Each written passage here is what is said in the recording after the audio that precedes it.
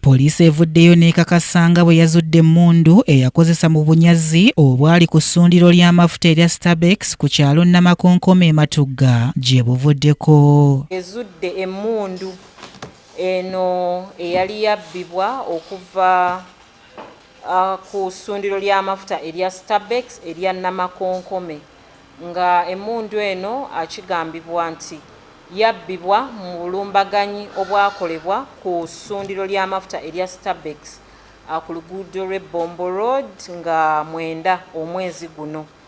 Naye ekirungi ekiriwo nti emmundu eno ezuuliddwa nga era yazuuliddwa mu bitundu by'e Namakonkome mu Matugga mu Gombe Division mu Wakiso District. Ayogerera poliisi mu Kampala n'emirirwano Rachel Kawala ategeezezza bannamawulire ku kitebe kya poliisi e Naggulu nti waliwo omutuuze eyabadde agenze mu nnimiro eyagiguddeko n'atemye ku b'obuyinza. Noonyeza kulaga nti omu ku batuuze e Namakonkome ono yabadde agenzeeko mu nnimiro ye era n'alaba ekintu ekyefaanaaniriza emmundu.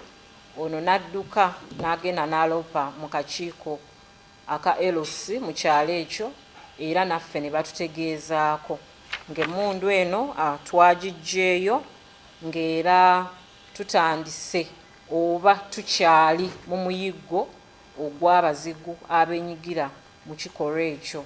Ye amyuka omwogezi wa poliisi mu ggwanga SSP Diana Nandawula ayogedde ku bikwekweto bya poliisi ebikolebwa mu bitundu by'eggwanga eby'enjawulo ng'agamba nti sabbiiti ewedde baayodde abantu abasoba mu 5 abateeberezebwa okwenyigira mu bikolwa by'obumenyi bw'amateeka ng'era obwanga agamba nti basinze kubuteeka ku luguudo lwa Northern Bypass mu bitundu okuli Masanafu, Busega n'ebirala. Kola okulwanyisa obumenyi bw'amateeka nga ne wiiki ewedde yokka ebikwekweto ebyenjawulo bitukoze tusobodde okukwata abantu abasoba mu 5 ng'abamu twamaze dde batwala mu kkooti, abamu tukyabanoonyerezaako ate era nga bikyagenda mu maaso nga n'ekisembyeyo ekikwekweto eky'amaanyi tukikoze ku Northern Bypass mu bitundu bya Masanafu, Busega, kuba eyo wabaddewo okwemulugunya kungi nti abantu obusawo bwabwe babubba, amasimu,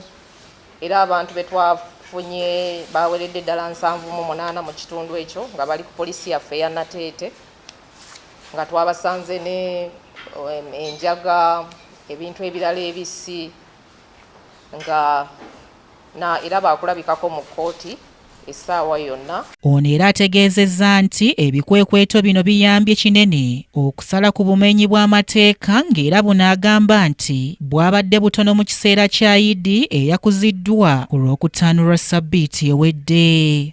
Ku sayidi y'ebyokwerinda Idi yabadde ya mirembe era tewabaddewo nsonga y'amaanyi oba misango gy'amaanyi egyakoleddwa.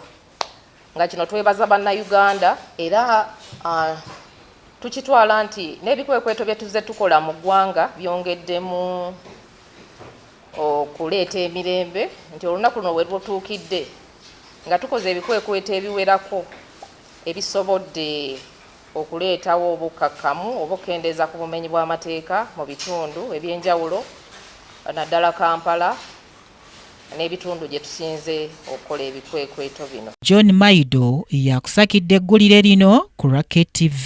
Amalindirire.